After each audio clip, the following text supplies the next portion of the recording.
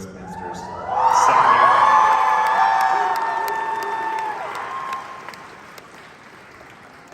Come on, I gotta get through this. Secondary Schools Class of 2022, Miss Elena.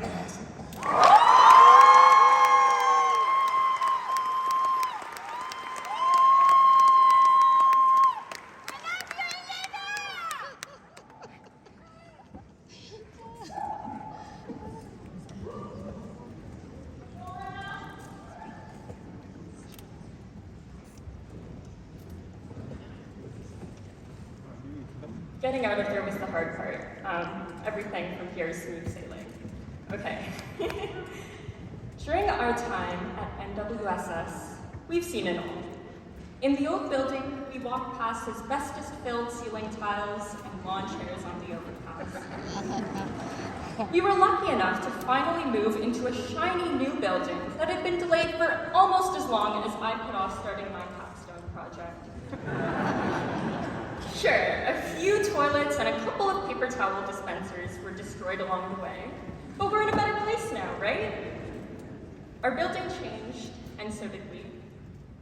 As we've grown up, there's most embarrassing moments, like constantly trying to hide our heavy breathing once we've reached the top of the never-ending flights of stairs in our school.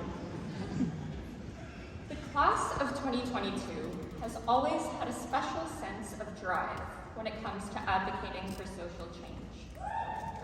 Even as the world was thrown into social and political turmoil, we worked together time and time again to fight back. In just this past year, I have witnessed victims of assault bravely sharing their testimonies, racialized students opening up about the discrimination that they face, and determined youth advocating for climate justice.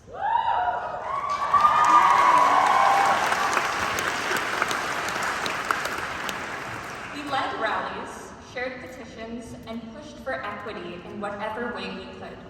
And I'm confident that every future generation of students will benefit from our dedication to safety and sustainability. Approaching social and personal issues can often seem daunting. This group of students has clearly made incredible advancements in our community by challenging this hesitation to speak up. But we do sometimes struggle with self-doubt and second-guess our capabilities. You may believe that everyone around you knows more than you do, that they've somehow tracked down an instruction manual telling them how to live the perfect life.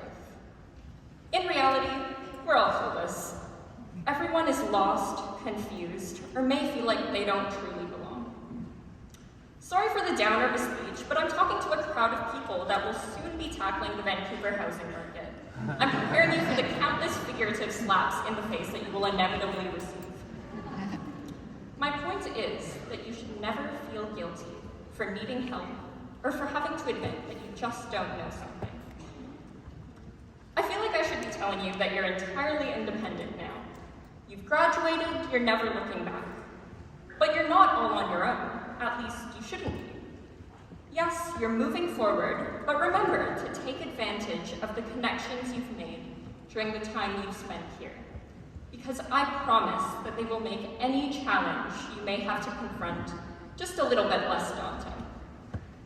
In the end, learning how to cite your sources in MLA format won't be as memorable as the moments you spent laughing with your friends, crying over crushes, or going on lunchtime Tim's runs. Within the next few years, I challenge you to go out for coffee with a high school friend that you may not see as often. Reconnect with the teacher whose class you didn't fall asleep in, and might have even found, dare I say it, interesting.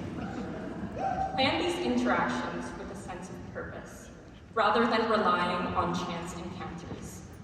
There will always be people rooting for you to succeed, but it's up to you to invest energy into those relationships. These past few years, we have all gone through the most unexpected of events. In lockdown, we watched our teenage years slip away and mourned the opportunities we lost. Instead of simply standing by, our teachers and administrators have worked tirelessly to make sure we still felt loved, empowered, and capable. As students, we acknowledge that they were just as confused as we were, but were willing to set that aside for our benefit. Thank you to all of the adults in our lives who kept us afloat, even when they themselves might have felt like they were drowning. I also appreciate the counseling staff, youth workers, and educational assistants who have guided us through countless social and academic journeys. I am extending my gratitude to our custodians and office staff who have kept our school running smoothly. Most importantly, to the wonderful people that have known us since the very beginning, our parents. From teaching us how to ride bikes to eventually giving us driving lessons down those same streets, our parents and caregivers have been there every step of the way. Finally, to you, the graduating class, an extraordinary group of friends, changemakers, and risk takers. Thank you and congratulations.